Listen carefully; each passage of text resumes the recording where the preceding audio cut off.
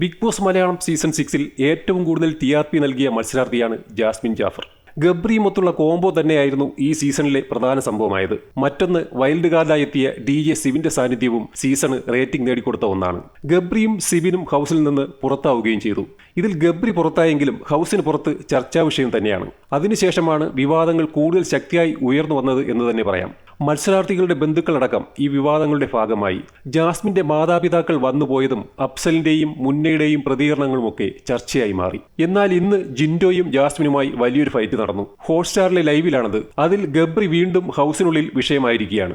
വീട്ടുകാർ വന്ന് മാലയുരിയതുകൊണ്ടോ ഫോട്ടോ എടുത്തു മാറ്റിയതുകൊണ്ടോ ഗബ്രിയെ മനസ്സിൽ നിന്ന് പറിച്ചു മാറ്റാൻ കഴിയില്ലെന്നറിയിച്ചിരിക്കുകയാണ് ജാസ്മിൻ.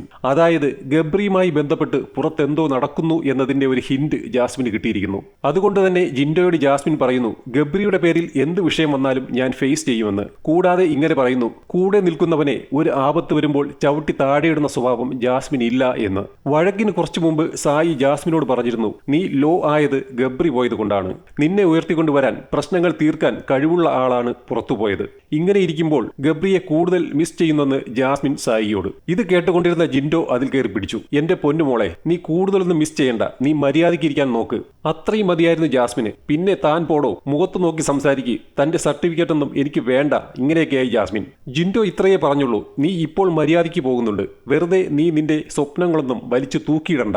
ഏതായാലും ഗബ്രി വിഷയം വീണ്ടും കുത്തിപ്പോക്കാൻ ജിൻഡോ ജാസ്മിനെ സഹായിച്ചു എന്ന് തന്നെ പറയേണ്ടി വരും. കാരണം ഇനി വരാൻ പോകുന്നത് മണി ബോക്സിന്റെ ടാസ്കും പിന്നെ പുറത്തു പോയവരൊക്കെ ഹൗസിലേക്ക് തിരികെ വരികയുമാണ്. ഗബ്രിയും വരും. അപ്പോൾ ഓടിച്ചെന്ന് കെട്ടിപ്പിടിക്കാൻ ഒരു കഥ വേണ്ടേ? ഒരു വിഷയവുമില്ലായിരുന്ന ജാസ്മിന് സായി അത് പറഞ്ഞപ്പോൾ ഒരു ക്ലൂ കിട്ടി. എന്നാൽ അതിൽ പിടിച്ച് കയറാമെന്ന് വിചാരിച്ചാണ് ഈ വിഷയത്തിൽ ജാസ്മിൻ കലിപ്പായതെന്ന് ജിൻഡോ പറയുന്നു. ഇന്നലെ രാത്രി എപ്പിസോഡ് കഴിഞ്ഞുള്ള ലൈവിലും ഗബ്രി വിഷയം ചർച്ചയായിരുന്നു. ജാസ്മിൻ തന്നെയാണ് ഗബ്രിയുടെ കാര്യം പറഞ്ഞത്.